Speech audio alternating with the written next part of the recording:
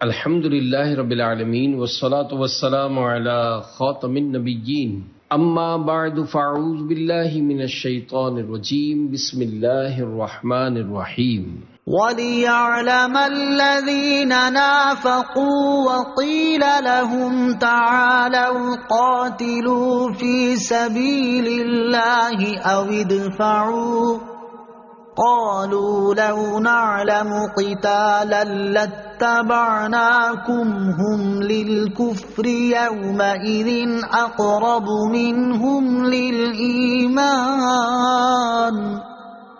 يقولون بأفواههم ما ليس في قلوبهم والله أعلم بما يكتمون۔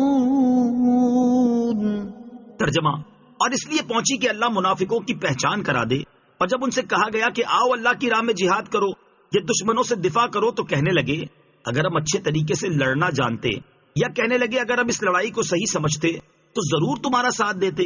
یہ لوگ اس دن ظاہری ایمان کی نسبت کھلے کفر کے زیادہ قریب تھے، اپنے منہ سے وہ باتیں کہتے ہیں جو ان کے دلوں میں نہیں ہیں، اور اللہ بہتر جانتا ہے جو باتیں یہ چھپا رہے ہیں۔ وَلِيَعْلَمَ الَّذِينَ نَافَقُوا، اور تاکہ منافقوں کی پہچان کروا دے۔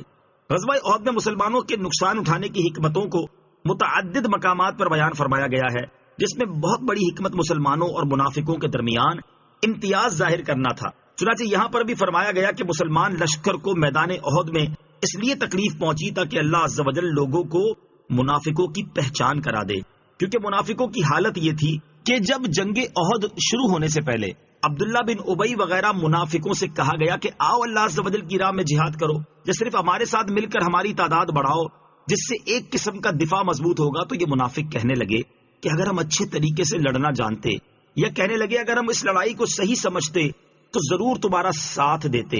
ان منافقین کے بارے میں فرمایا گیا کہ در حقیقت یہ اس دن اپنے ظاہری ایمان کی نسبت کھلے کفر کے زیادہ قریب تھے۔ یہ اپنے منہ سے وہ باتیں کہتے ہیں جو ان کے دلوں میں نہیں ہیں، یعنی یہ منہ سے تو یہ کہتے ہیں کہ ہم مسلمان ہیں لیکن ہم جنگ کرنا نہیں جانتے، لیکن دل میں یہ کہتے ہیں کہ کفار کو اپنا دشمن نہ بناؤ، مسلمانوں کو ان کے ہاتھوں تباہ ہو جانے دو۔ الذين قالوا لإخوانهم وقعدوا لو أطاعونا ما قتلوا قل فادرءوا عن أنفسكم الموت إن كنتم صادقين۔ ترجمہ، وہ جنہوں نے اپنے بھائیوں کے بارے میں کہا اور خود بیٹھے رہے کہ اگر وہ ہماری بات مان لیتے تو نہ مارے جاتے، اے حبیب تم فرما دو اگر تم سچے ہو تو اپنے سے موت دور کر کے دکھا دو۔ الذین قالوا لاخوانہم، جنہوں نے اپنے بھائیوں کے متعلق کہا۔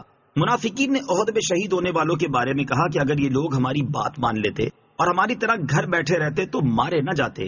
ان کے جواب میں فرمایا گیا کہ اگر تم سچے ہو تو اپنے سے موت کو دور کر کے تو دکھاؤ۔ یقیناً موت تو بہرحال آ کر ہی رہے گی، خواہ آدمی گھر میں چھپ کر بیٹھ جائے۔ تو یہ کہنا سراسر غلط ہے کہ اگر لوگ ہماری بات مان کر جہاد میں نہ جاتے تو نہ مارے جاتے۔ وَلَا تَحْسَبَنَّ الَّذِينَ قُتِلُوا فِي سَبِيلِ اللَّهِ أَمْوَاتًا بَلْ أَحْيَاءٌ عِندَ رَبِّهِمْ يُرْزَقُونَ۔ ترجمہ، اور جو اللہ کی راہ میں شہید کیے گئے ہرگز انہیں مردہ خیال نہ کرنا، بلکہ وہ اپنے رب کے پاس زندہ ہیں، انہیں رزق دیا جاتا ہے۔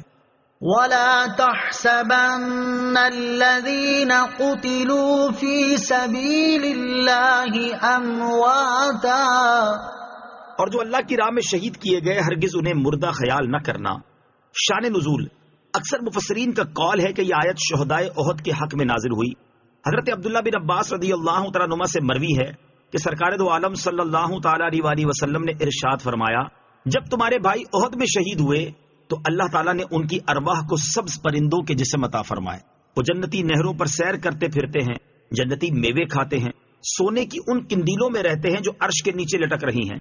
جب ان شہداء کرام نے کھانے پینے اور رہنے کے پاکیزہ عیش پائے تو کہا کہ پیچھے دنیا میں رہ جانے والے ہمارے بھائیوں کو کون خبر دے کہ ہم جنت میں زندہ ہیں، تاکہ وہ جہاد سے بے رغبتی نہ کریں اور جنگ سے بیٹھ نہ رہیں اللہ تعالیٰ نے فرمایا میں انہیں تمہاری خبر پہنچاؤں گا. پس یہ آیت نازل فرمائی. شہداء کی شان، اس سے ثابت ہوا کہ ارواح باقی ہیں، جسم کے فنا ہونے کے ساتھ فنا نہیں ہوتی. یہاں آیت میں شہداء کی کئی شانیں بیان ہوئی ہیں. فرمایا کہ وہ کامل زندگی والے ہیں، وہ اللہ کے پاس ہیں، انہیں رب کریم کی طرف سے روزی ملتی رہتی ہے، وہ بہت خوش باش ہیں. شہداء کرام زندوں کی طرح کھاتے پیتے اور عیش کرتے ہیں.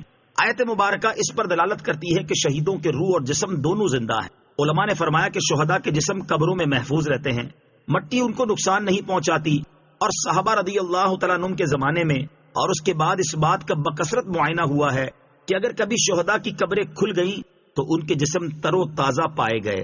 صدق اللہ العظیم.